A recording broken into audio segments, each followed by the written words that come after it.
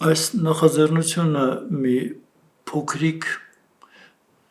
սիրո կամ հարգանքի տուրք է որդուց ծնողին,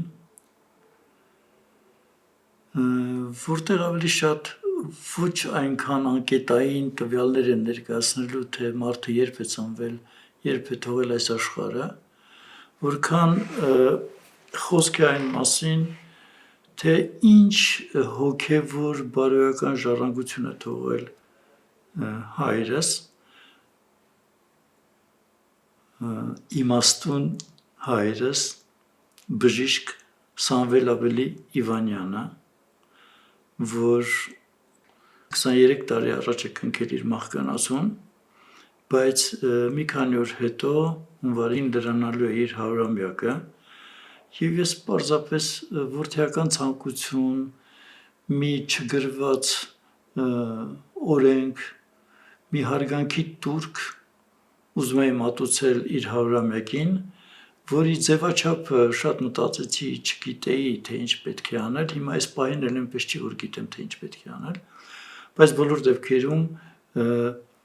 միակ էֆեկտիվ տարբերակը, որ ես տեսնում եմ, դա էկրանային ձևի մեջ վերաբերմունք արտահայտելն է, ես որոշակի նկարներ առանձնացրել եմ, համակարգիչը, հնարավորությունները, հեռախոսը, համակարգիչը, ֆոտոները, այս բոլորը հավաքել եմ, բայց բոլոր դեպքերում կարծես թե խոսքով պիտի անդրադառնանք այդ ամեն ինչին և շատ բարդ է կազմակերպել, որ իր զավակները, թոռները կարողանան ամեն մեկը իր խոսքը ասել, դրա համար մենք իմ ընկերոջ Բաղինյան Կարենի հետ միասին Բաղինյան արտ ստուդիան ընձեռեց հնարավորություններ, որ ինչ ուզում եմ կարող եմ ցույց տալ, նկարագրել, ներկայացնել և այլն, և կարողանանք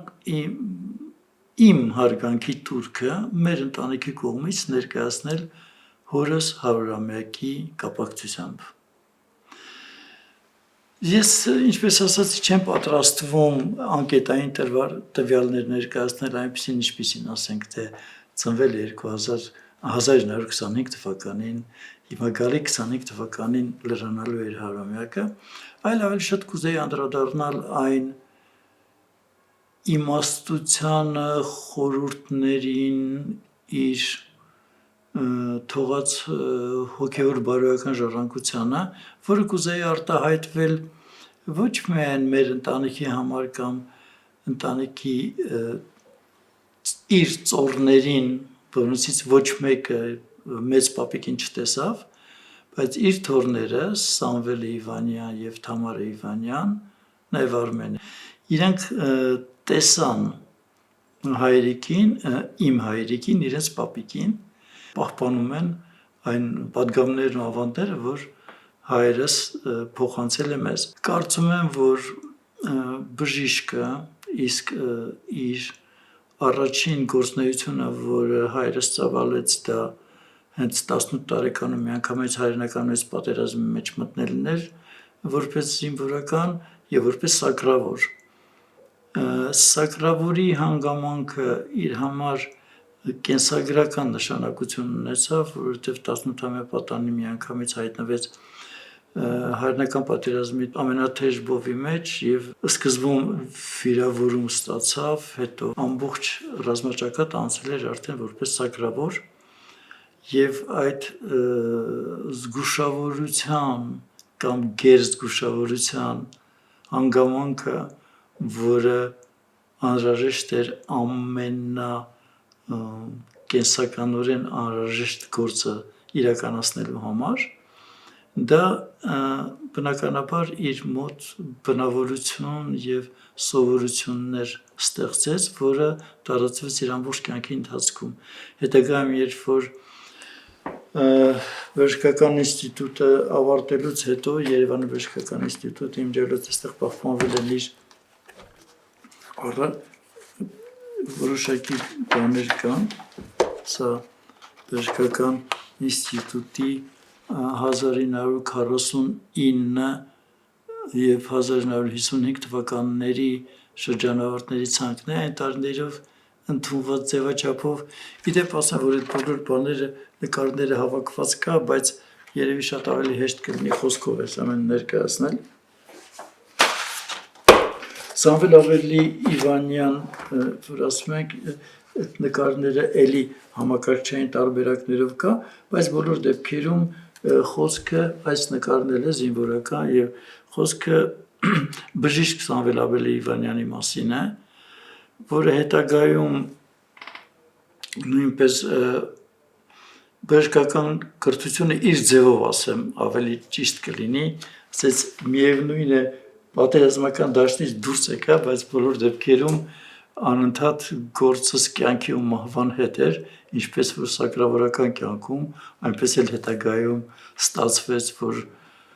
բժշկական մասնագիտությունն էլ բերեց նրան որ պետք է էլի գերզգույշ լինել եւ էլի գործ ունենալ մարդկային կյանքի հետ ես 18 տարեկանում երբ որ ընդունվել է արդեն Թատերական ինստիտուտ որ անսովոր էր մեր տոհմի համար շատ ուրախ հարցնում էի հայրիկից թե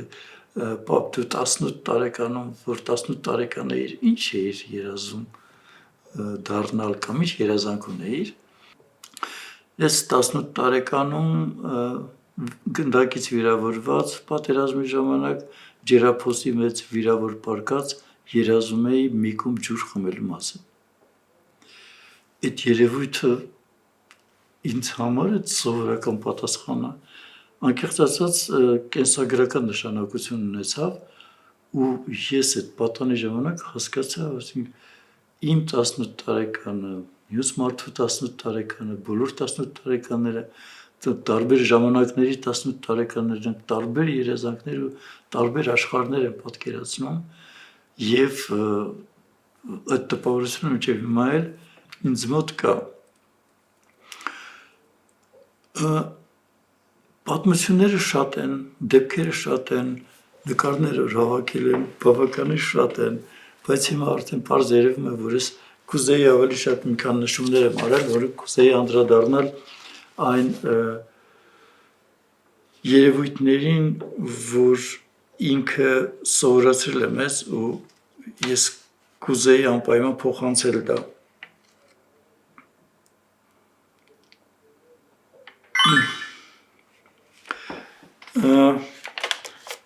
Ճիշտ ասած ուրիշ բան եմ մտածել ուրիշ բան է ստացվում բայց բոլոր դեպքերում երևի հենց այսպես էլ ասել ի վերջո կարծես թե դառնում է ավելի շատ ընտանեկան ֆորմատ բայց դե իմ մասնագիտական փորձառությունն էլ ասում է դե որ պատրաստվել ենք պետք է անենք միջև վերջ այդ դեպքում հայրս շատ տարբեր շրջաններում աշխատելուց հետո ավարտական Մեղրի, Ջերմուկ, Զառիթափ, հետո Երևանում արդեն երբ որ անցավ հանրապետական նշանակության Հայաստանի արհեստակցական միությունների խորհրդում աշխատելու որպես հավատարմատար կամ վստահելի բժիշկ ինչպես ասում են ինքը արդեն ամբողջ հանրապետություններ սպասարկում եւ հանրապետության բոլոր բժշկական հիմնարկները այցելում էր այնտեղ բյուլետենային առողջապահական իրավական բժշկության հարցերով էր զբաղվում բոլորը ճանաչում էին բժիշկ Իվանյանին իսկ ինչ վերաբերում է բուժող բժշկությանը ինքը մինչ ավարտելուց հետո բավականին երկար ժամանակ ինքը եւ վիրահատական եւ այն ժամանակվա բժիշկները բնականաբար մասնակցում էին անում էին ամեն ինչ որ կարողանում էին ինչ որ պետք էր ու ես հիշում եմ օրինակ Ջերմուկում կամ Զառիթափում ամեն գիշեր մեր պատուհանը ծեծում էին ու բժիշկ Իվանյան ես չեմ էլ հիշում հայրիկս երբ այդ տարիներին տան եղել որտեվ ամեն գիշեր պատուհանը ծեծում էին ու շտապ կանչով տանում էին իրան միջև որ Երևանում մի քիչ ավելի անցավ գրասենյակային աշխատանքի եւ այնտեղ էլ Երևանից էլ անընդհատ գործողումների մեջ էր Հայաստանի բոլոր շրջանները անխտիր բոլոր հիվանդանոցները բոլոր առողջապահական հիմնարկները հետաքրքրություններ ուներ փիլիսոփայության նկատմամբ համաշխարհային գրականության նկատմամբ ինքը գրում էր նույնիսկ իր մի պատմվածք կար այստեղ ինքը գրել էր թե կարմիր աստեղ մեդալները այստեղ շարել էի որևէ տեղ չեմ հիշում որտեղ է հիմա դրած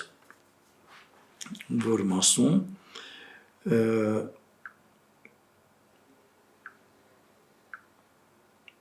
Ես տարբեր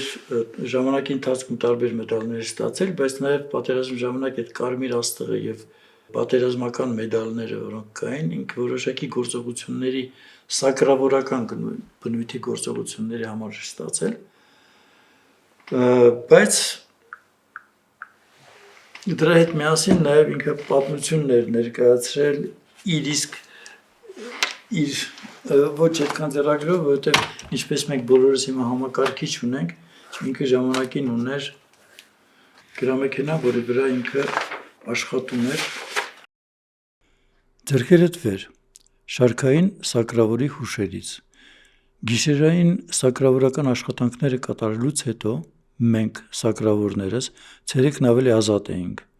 Հարձակվող եւ առաջ գնացող հետևակից մի քիչ հետ մնալով, բայց հետևակի ամեն մի հրահանգին պատրաստ, յուրովի մասնակցում էինք հարձակմանը։ Բավական է հետևակայինը մի արգելքի հանդիպեր կամ կասկածելի տուփուփաթեթ տեսներ, անմիջապես գոռում էր ականը եւ կանգ առնում տեղում։ Սակրավորը կամ սակրավորների խումբը, նայած անհրաժեշտությանը, անմիջապես զբաղվում էր նրանով, վնասազերծում, որից հետո հետևակայինը վստահ առաջ էր շարժվում եւ մասնակցում հարձակմանը։ Իսկ կատակով ասում էր, ես անդադ ուզում էի, երբ որ կյանք էի մտնում, ուզում էի մի մեծ վեպ, sense հղաշրջում արել աշխարհում, հետո հասկացա, որ ինձ բաժին է մնում ուրիշների գործերի կարդալը մենակ, ուրիշ շատ մեծ բաներ չի մնում։ Ես հիմա չեմ կարդա, որովհետև բնականաբար մի քիչ երկար կտեվ այդ ամեն ինչը, բայց այստեղ այն մասին է, ինչպես որ իրան հանրարարություն տվեցին, որ բացի սակրավորական աշխատանքներ անելուց հետո ընդ որում ասում էր, որ իմ բոլոր ընկերների 95%-ը կամ 98%-ը իմ աչքի առաջ այդ պատերազմի ընթացքում ուղղակիորեն այդ ականների վրա պայթել են ու մի հրաշք է, որ ես կենթանի եմ մնացել, վերադարձել եմ։ Եվ այդ պատվաստներից մեկն է, ինչպես սակրավորական աշխատանքից հետո ստիպված պետք է լինում նաև գերներ վերադարձնել, բայց ինքը ամեն ինչ անում է, որ գերները հանկարծ, որովհետև վտանգավոր վիճակներ անում, բայց ինքը ամեն ինչ անում է, որ գերներից հանկարծ որպես մարդ իրենց բերի կենթանի հանձնի, որ հանկարծ ստիպված չլինի ավելի կյանքից զրկի եւ իր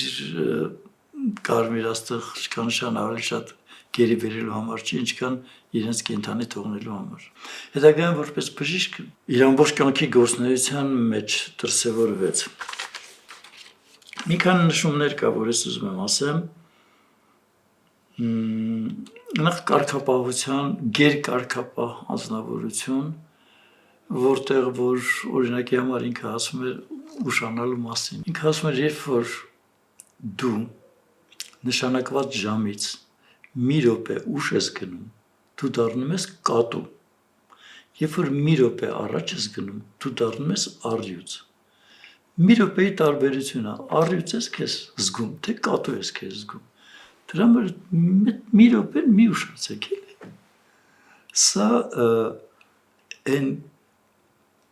բացի պահանջներից այդ բացատրական բաները, որ մտնում է ուղիղ այդ ամբողջ կյանքում, դու հասկանում ես, որ այ մարդ մի րոպեի տարբերությունը դե ճանկը դապի արա էլի ամեն ինչ։ Այդ կատվի առյուծի համար նաև սիրում էր այդ օրինակները բերել, որովհետև կնոջ համար էր ասում, որ կինը տղամարդուն կարող է դարձնի կատու կամ տղամարդուն կարող է դարձնի առյուծ կամ մյուս տարբերակ որ ասում էր, որ կինը առյուծ տղամարդուն կարող է դարձնի կատու կամ կատու տղամարդուն կարող է դարձնի առյուծ։ Եվ կնոջ զորությունը, փոխհարաբերությունների զորությունը այդ պարզ ձևակերպումների մեջ կամ այդ կյանքն անցած իմաստությունների մեջ շատ ավելի հստակ է երևում։ Այդ տեսակ բաներ շատ ուներ։ Ես մա ինչքան էլ ասեմ, շատ քիչ եմ ասելու, բայց որպես սանիտարահիգիենիկ բաժին ավարտած բժիշկ ինքը միշտ կանխելու կողմնակիցները ասում է 1000 անգամ հեշտ է ինչ-որ հիվանդություն կանխել, քան բուժել այդ հիվանդությունը։ Դրա համար իր գործելակերպի մեջ ընդհանրապես եւ մեր ընտանիքում էլ ամեն ճարում որ հասկացիր, որ դե մի հասիր, հիմա էլ բժշկությունը բնականաբար այն ժամանակ էլ հիմա էլ եւ դասական բժշկություն եւ ժամանակակից բժշկությունը շատ մի պարզ բան հասկանում է, որ պետք է կանխել հիվանդությունը, քան թե ստիպված լինել այդ բուժել։ Ես կանխելու համար իհարկե բնականաբար սանիտարահիգիենիկ կուլտուրան ապրելակերպը բան, դրանք պարտադիր պայմաններ են, որը հորս շնորհիվ այդ դրվածքը կար մեր տանը եւ այդ առողջապահական խնդիրներին մենք առանձնապես շատ չէինք դիմում, որովհետեւ որոշակի կանխած վիճակ արդեն կար մեր ընտանիքում։ Երբ որ ասում են մարդը ցանկություն ունի, ցկտում ունի, բան եւ այլն, ինքը մի քիչ ավելի մեծահոգաբար էր նայում, հասկացնելով, որ մենակ ցանկությունով չի, սիրելով չի, ուզելով չի։ Կյանքը այլ կերպ է դասավորում կյանքը։ Կարիքն է ամենազորեղ ուժը եւ դու ինչ որտեղ պիտի կարողանաս հասկանալ, որ կարիքը, կամքը ավելի զորեղ են շատ անգամ, քան թե պարզապես պարզ ցանկությունները, որ ես կուզեի այսինչ բանը կամ այնինչ բանը եւ ինքն էլ կյանքի վերջի տարիներին անցել էր պրոֆեսիոնալ կողմնորոշման խնդիրներին, մասնագիտական կողմնորոշման խնդիրներին եւ նույնիսկ գիրք գրեց առանձին առողջապահական խնդիրները մասնագիտական կողմնորոշման գործում եւ այդտեղ օրինակ էր բերում, որ եթե դուք հրապուրվում եք բժշկի սպիտակ խալաթի փայլով, դա դեռ չի նշանակում, որ դուք կարող եք բժիշկ դառնալ, որովհետեւ դուք դրա հակումները չունեք, այդ արտաքին տեսքն է։ Եթե արյունից ու մի քիչ տգեղ երևույթներից չեք վախենում, այդ դեպքում պետք է լուրջ մտածել, որ դուք հակում ունեք եւ հանգիստ կարող եք մտնել այդ դաշտը։ Ինչ վերաբերում էր շատ հարցերի ուսումնական սովորեցնելու առումով շատ լավ է, որ դուք սովորում եք, բայց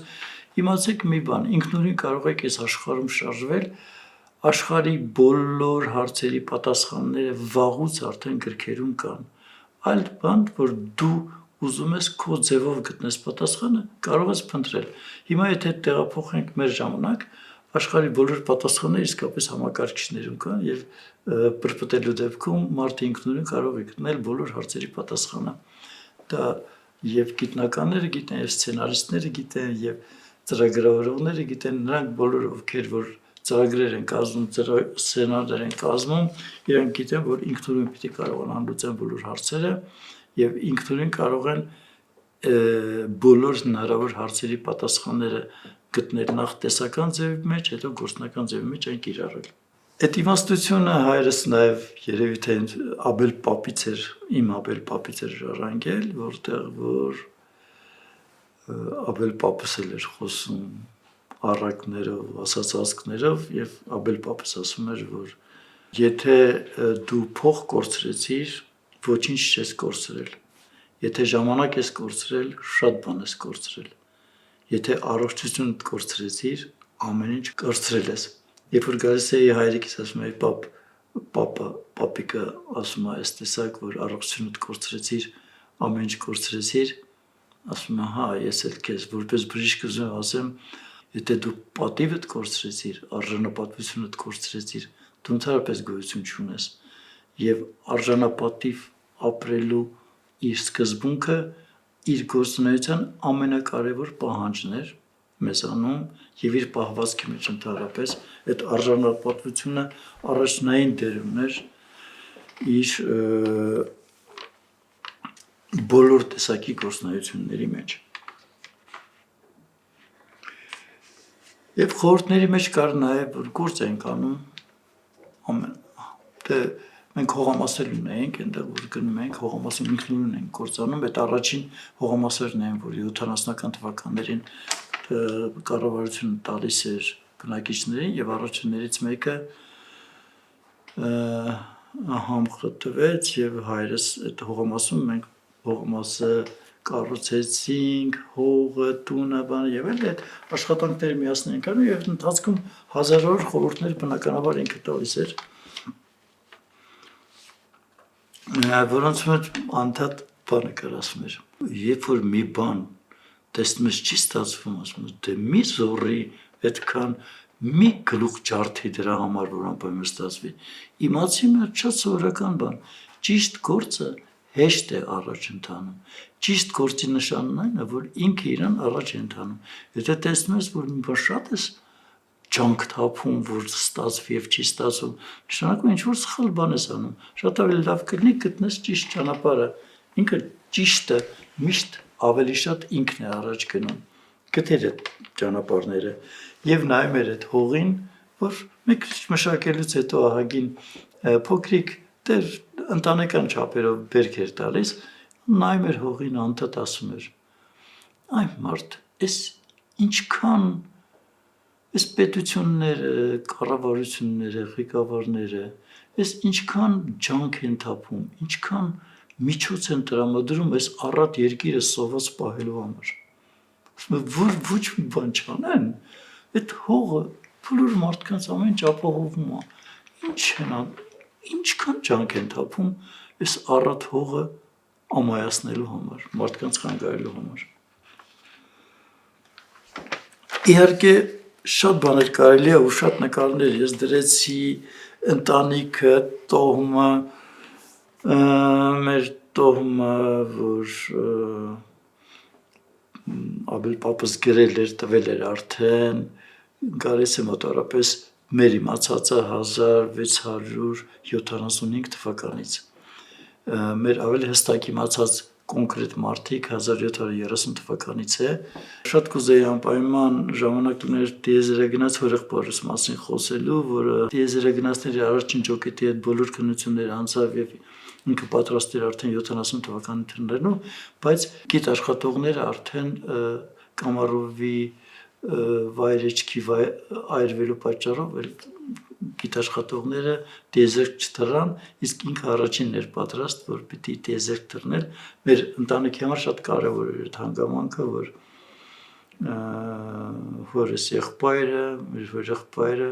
ամեն տարի սպասում ենք, որ տեսա տիեզերքը տրնելու եւ առաջին հայ տիեզերագնացն դառնալու, բայց տենց ինչպես ասում են հայի բախտ տիեզերագնացության ոլորտում, հանգամանքները պատտվեց այնպես, որ ինքը չտրավ, բայց այդ տիեզերագնաց գուրգենի համար ամենամեծ եղանակությունը էլի մնում էր հայրս, որպես ավագ եղբայր։ Իմ կյանքի բերումով շատ մարդկանց հետ շփվեցի։ Քույրս Լիա Իվանյանը, գրող, թարգմանիչ, հրապարակախոս, ժուրնալիստ, շատ լայն գործունեություն ծավալեց։ Շատ բաներ հայրս չտեսավ։ Ես բավականին լայն գործունեություն ծավալեցի։ Շատ մարդկանց հանդիպեցի, շատ երկրներ տեսա, գնացի, շատ մեծ շփումներ ունեցա, նրանք ովքեր որ գիտեն իմ մշակութային գործի բերումով,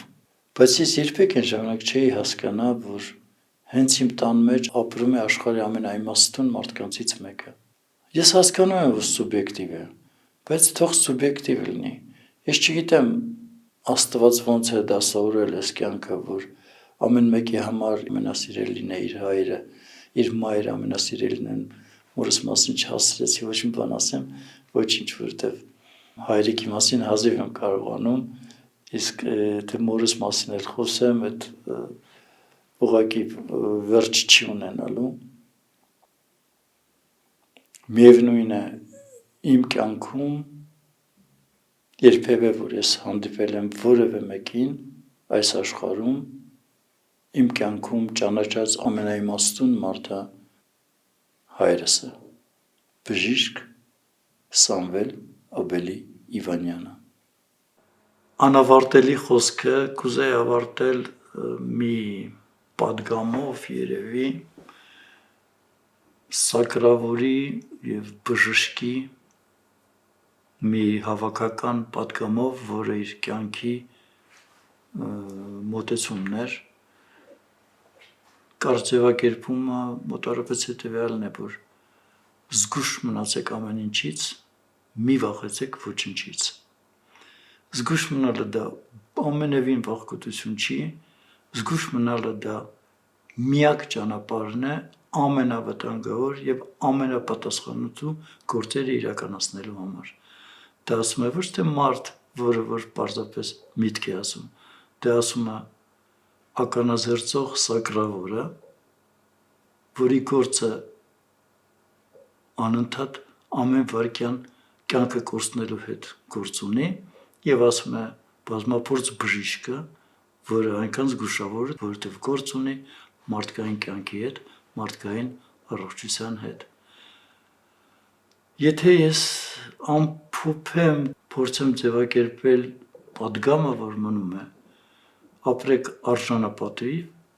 միշտ եւ ամեն ինչում, եղեք զգուշ միշտ եւ երբեք ոչ մի բանից մի վախեցեք։ Դերևս այսքանը։ Միայն կուզեի ասել, որ 23 տարի է, որ հայրս չկա, 23 տարի շարունակ ես իմ զավակները, որ իր թոռներն են, երբեք չենք անում այնպիսի բաներ, որ հայրս չէր թողնում, չէր ընդունում եւ անում ենք միայն այն բաները, որ ծնողներս պատգամել են հորս ղեկավարությամբ։ Ի սրտե շնորհավորում եմ հորս կենթանի, միշտ կենթանի 100-ամյակը, որովհետև բացի ֆիզիկական բացակայությունից իր մշտական ներկայությունը առկա է մեր բոլորի կյանքում։ Շնորհավոր 100-ամյակդ հայրս։